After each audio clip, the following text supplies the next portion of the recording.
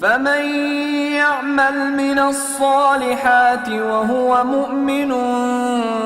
فلا كفران لسعيه وإنا له كاتبون وحرام على قرية أهلكناها أنهم لا يرجعون حتى إذا فتحت يأجوج ومأجوج وهم من كل حدب ينسلون واقترب الوعد الحق فإذا هي شاخصة أبصار الذين كفروا يا ويلنا قد كنا في غفلة من هذا بل كنا ظالمين إنكم وما تعبدون من دون الله حصب جهنم أنتم لها واردون لو كان هؤلاء آلهة ما وردوها وكل فيها خالدون لهم فيها زفير وهم فيها لا يسمعون إن الذين سبقت لهم منا الحسنى أولئك عنها مبعدون لا يسمعون حسيسها وهم فيما اشتهت أنفسهم خالدون لا يحزنهم الفزع الأكبر وتتلقاهم الملائكة هذا يومكم الذي كنتم توعدون يوم نطوي السماء كطي السجل للكتب كما بدأنا أول خلق نعيده وعدا علينا إنا كنا فاعلين ولقد كتبنا في الزبور من بعد الذكر أن الأرض يرثها عبادي الصالحون إن في هذا لبلاغا لقوم عابدين وما أرسلناك إلا رحمة للعالمين قل إنما يوحى إلي أنما إلهكم إله واحد فهل أنتم مسلمون فإن تولوا فقل آذنتكم على سواء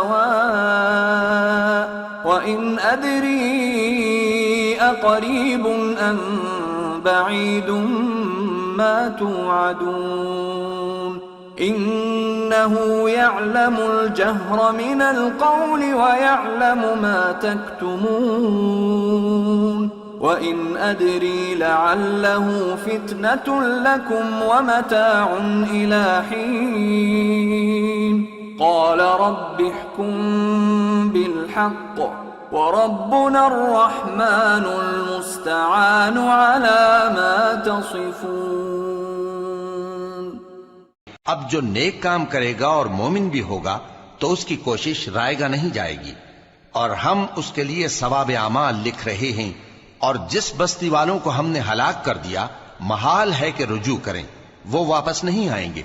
यहां तक कि याजूज और माजूज खोल दिए जाएं और वो हर बुलंदी से नीचे आ रहे हों और क़यामत का सच्चा वादा करीब आ जाए तो नागहां काफिरों की आंखें फटी की फटी रह जाएं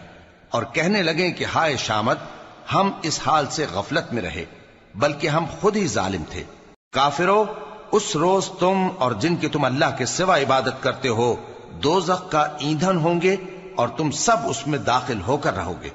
अगर ये लोग दर हकीकत माबूद होते तो उसमें दाखिल न होते सब उसमें हमेशा रहेंगे वहां उनको चिल्लाना होगा और उसमें कुछ और न सुन सकेंगे جن لوگوں کے لیے ہماری طرف سے پہلے بھلائی مقرر ہو چکی ہے وہ اس سے دور رکھے جائیں گے، یہاں تک کہ اس کی آواز بھی تو نہیں سنیں گے،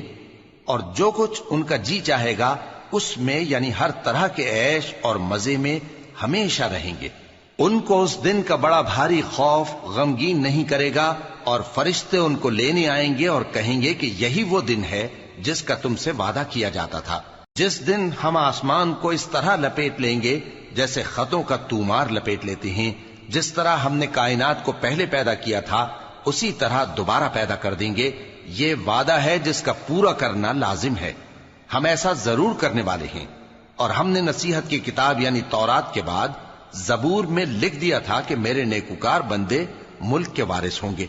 عبادت کرنے والے لوگوں کے لیے اس میں اللہ کے حکموں کی تبلیغ ہے۔ اور اے نبی صلی اللہ علیہ وسلم، ہم نے تم کو تمام جہانوں کے لیے رحمت بنا کر بھیجا ہے۔ کہہ دو کہ مجھ پر اللہ کی طرف سے یہ وحی آتی ہے کہ تم سب کا معبود ایک ہی معبود ہے، تو کیا تم فرما بردار ہو جاتے ہو؟ پھر اگر یہ لوگ منہ پھیریں تو کہہ دو کہ میں نے تم سب کو یکساں احکام الہی سے آگاہ کر دیا ہے،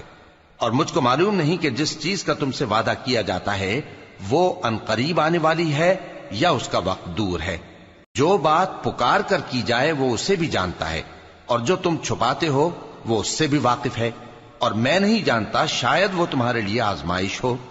اور ایک مدت تک تم اس سے فائدہ اٹھاتے رہو۔ پیغمبر نے کہا کہ اے میرے پروردگار، حق کے ساتھ فیصلہ کر دے، اور ہمارا پروردگار جو بڑا مہربان ہے اسی سے ان باتوں میں جو تم بیان کرتے ہو مدد مانگی جاتی ہے۔